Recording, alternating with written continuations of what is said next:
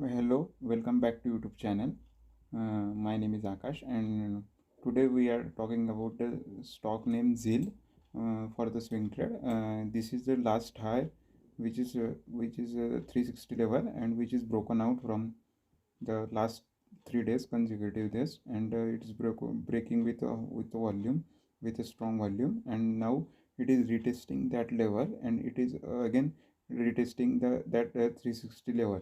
If this 360 level is to be broken out with a good volume candle, then you can enter for the long trade of buy trade. You can initiate a buy trade.